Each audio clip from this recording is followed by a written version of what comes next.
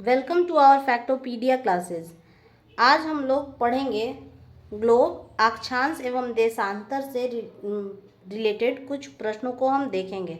ठीक है, ये जो चैप्टर है ये तो ऑलरेडी कंप्लीट हो चुका है, लेकिन थोड़ा सा इसको हिंदी में भी देख लेते हैं, क्योंकि ये क्या होता है, कुछ बच्चे इसको एसएसटी को हिंदी में भी लेते हैं और कुछ बच्चे इंग्लिश में भी लेते हैं। इसीलिए वीडियो जो है ओवरऑल दोनों को लेके चला गया है, दोनों को लेकर ही बनाया गया है। ठीक है, अब क्या होता है, हिंदी वाले बच्चों के लिए भी थोड़ा सा क्वेश्चन को देते हैं और इस क्वेश्चन को मतलब पूरा ओवरऑल चैप्टर इन क्वेश्चन के साथ हम लोग कंप्लीट करने का प्रयास करेंगे।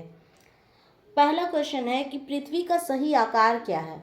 तो जो बच्चे देखे होंगे वीडियो वो उनको बिल्कुल पता होगा कि हमारी जो पृथ्वी है उसका आकार जियोड में है। ये बताए भी थे कि जियोग्राफी कहाँ से आता है, ये जियोड शेप की होती है, लेकिन आपके बुक के अकॉर्डिंग हम लोग कह सकते हैं कि जस्ट लाइक अ ऑरेंज, संतरे के शेप में। लेकिन अगर आप जियोड लिख के आएंगे तो बिल्कुल गलत नहीं है, जियोड से ही हमारा जो अर्थ का स्ट्रक्चर है वो है जियोड। ठीक है, हिंदी में भी इसको जियाड ही कहते हैं। ग्लोब क्या है? ग्लोब क्या होता है? पृथ्वी का त्रिआयामी प्रतिरूप। त्रिआयामी इसलिए बोलें क्योंकि ये 3D स्ट्रक्चर होता है। आप इसको देख सकते हैं। 2D क्या होता है? मैप जो होता है, मानचित्र होता है, वो 2D स्ट्रक्चर होता है। इसका लेंथ ब्रेथ तो होता है लेकिन हाइट नहीं होता है, आप इसको देख नहीं सकते। हम लोग क्या हो गए, हम लोग 3D मॉडल हो गए। ठीक है, तो ग्लोब क्या हुआ है? एक 3D मॉडल है, त्रिआयामी प्रतिरूप। फिर है कर्क रेखा का अक्षांशीय मान क्या है? कर्क रेखा, ट्रॉपिक ऑफ कैंसर, कर्क रेखा कितने पे जाती है? 23 डिग्री एंड हाफ मिनट। ठीक है, किस में? उत्तर में। कोई दिक्कत नहीं है। अब फिर चलते हैं, पृथ्वी के 3 ताप कटिबंध क्षेत्र कौन से हैं? कौन कौन सा 3 ताप कटिबंध क्षेत्र है? तो एक होता है उष्ण कटिबंधीय। जब इसको बताए हैं तो इंग्लिश में तो लिखे हैं, लेकिन हम हिंदी में भी बताए हैं कि किस चीज़ को क्या कहा जाता है। तो जो बच्चे अगर नहीं देखेंगे हमारे प्रीवियस वीडियो को देख लीजिएगा, आपका डाउट क्लियर हो जाएगा। तो एक हो जाता है उष्ण कटिबंधीय क्षेत्र, एक होता है शीतोष्ण कटिबंधीय क्षेत्र, और एक होता है शीत कटिबंधीय क्षेत्र। 3 क्षेत्र यही होते हैं। ठीक है, अक्षांश एवं देशांतर रेखाएं क्या है? तो अक्षांश और देशांतर रेखाएं क्या हो जाती है? अक्षांश जो होती है वो पूर्व से पश्चिम की ओर जाती है, और इसका जो मिडिल पार्ट होता है बीच वाला, ये उसको हम बोलते हैं विषुवत रेखा। विषुवत रेखा जो होती है ये उसी के, अक्षांश जो होती है उसी के समान होती है। ठीक है, विषुवत रेखा के समान। और देशांतर क्या होती है?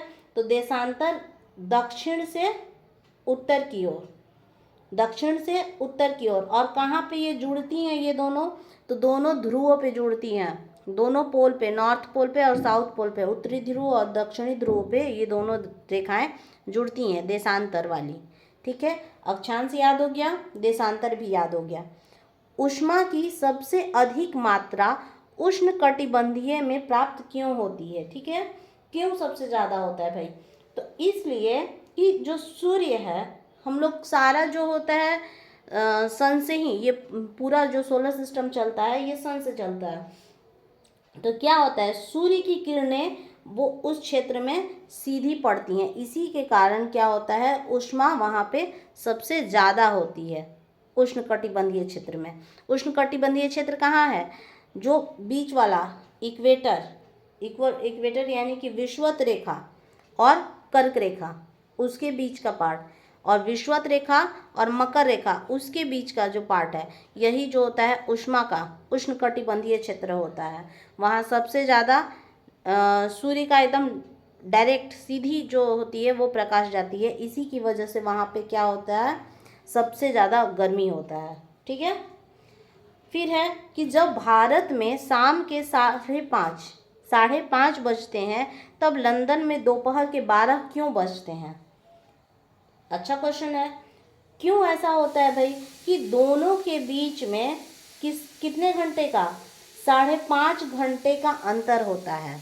आप देखिए माइनस करके 12, 5.5 घंटे का अंतर होता है। भारत जो है ये ग्रीनविच को हम लोग माने थे प्राइम मेरिडियन, तो भारत जो है ग्रीनविच से पूर्व की तरफ है। कितने डिग्री पूर्व की तरफ है? तो 82 डिग्री 30 मिनट, ये पूर्व की तरफ है। और लंदन किधर हो गया?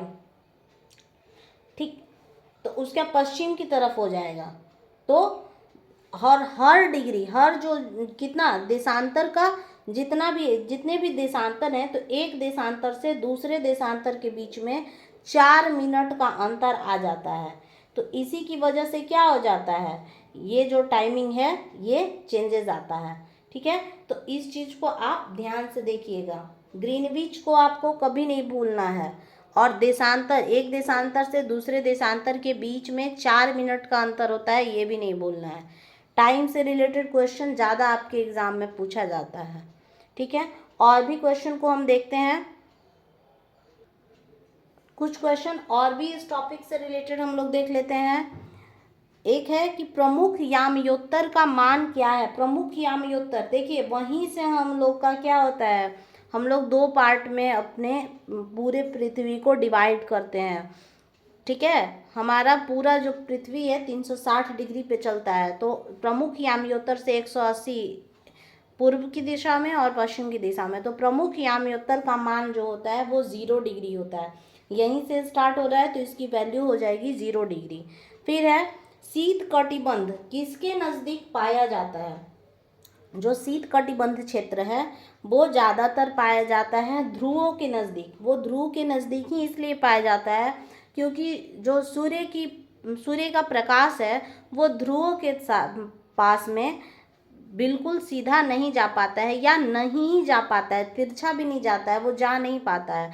तो इसी की वजह से शीत कटिबंध ध्रुवों के नज़दीक पाया जाता है। ठीक है, देशांतरों की कुल संख्या कितनी है? कितने देशांतर हैं? अभी फर्स्ट टॉपिक में ही बताए हैं, प्रमुख यामयोत्तर जैसे ही बताए हैं तो देशांतर भी बताए हैं। तो देशांतर 360 है, टोटल मिला के 360, 180 इधर 180 उधर। प्रमुख यामयोत्तर उसको 2 पार्ट में डिवाइड कर देता है। उत्तरी ध्रुव वृत्त किस में स्थित है? किस में स्थित आ जाएगा? तो वो किस में, 2 पार्ट में हम लोग डिवाइड करते हैं। तो उत्तरी ध्रुव जो है उत्तरी गोलार्ध में है और दक्षिणी ध्रुव दक्षिणी गोलार्ध में। तो ये तो क्वेश्चन बनता ही नहीं है। फिर क्वेश्चन क्या है, ग्रिड किसका जाल है? ठीक है, ग्रिड पूछता है। तो ग्रिड क्या हो जाता है, अक्षांशों का और देशांतर।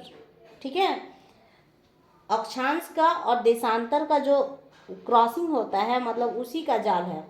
अक्षांश और देशांतर का दोनों एक दूसरे को कट करता है तो ग्रिड का फॉर्मेशन हो जाता है।